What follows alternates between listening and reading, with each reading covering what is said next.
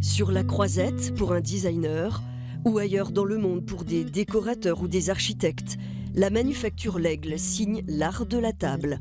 Un savoir-faire en émaux colorés à grand feu qui permet de se démarquer dans l'univers de la porcelaine de Limoges. Un émail, c'est comme un verre, la lumière joue à travers, donc ça a une profondeur qu'une couleur vitrifiable n'aura pas.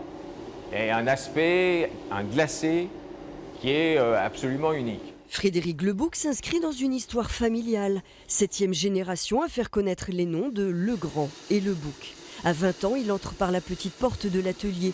Il apprend à maîtriser la matière et le process. Aujourd'hui, ses formules offrent une gamme variée et c'est ce qui séduit les détaillants.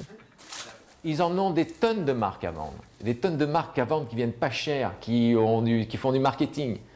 Donc voilà, nous, on va plutôt s'orienter vers des gens qui ne vont pas aller acheter ni dans les grands magasins ni dans les boutiques, mais qui vont aller acheter du sur-mesure ou par prescription, qui veulent quelque chose qu'ils ne vont pas trouver ailleurs et qui ne trouveront pas ailleurs. La taille de la structure, 10 salariés seulement, permet réactivité et adaptation. L'Australie, ils aiment plus les couleurs pastel. On va leur faire des couleurs pastel.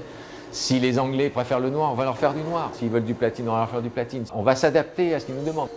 Un réseau de 6 agents couvre de la Russie aux États-Unis, en passant par les Émirats et l'Asie. Véritables ambassadeurs de ce raffinement limougeot et surtout fins connaisseurs des marchés internationaux. Il est évident que l'Asie est un marché particulier puisque déjà eux, ils fabriquent énormément de porcelaine et puis ils ont un mode de vie et de consommation différent. Ils ne mangent pas de la même manière que nous. La Russie, malgré tout, ils ont la même culture que nous. Donc c'est des clients qui se retrouvent dans nos codes. Et donc les agents jouent énormément. De toute manière, dans tous les cas, les agents jouent.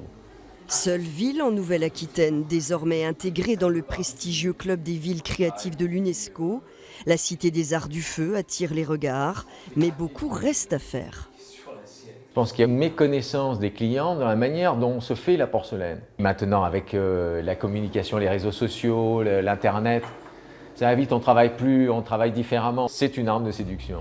Pour Frédéric Lebouc, l'excellence de l'art de vivre à la française va se chercher là où elle se trouve, peu importe où. Je suis plutôt pas trop mal dans le territoire limousin. Après, c'est sûr que on aurait des trains, même si ce n'est pas des trains à grande vitesse, un petit peu mieux, en meilleur état. Voilà. Au-delà de ça, au niveau des grandes régions, je pense qu'il ne faut pas que peut-être Bordeaux oublie justement les savoir-faire et tout ce qui se passe dans le territoire de la Nouvelle-Aquitaine, en dehors justement de Bordeaux. Un message pour continuer à porter loin l'héritage du patrimoine vivant.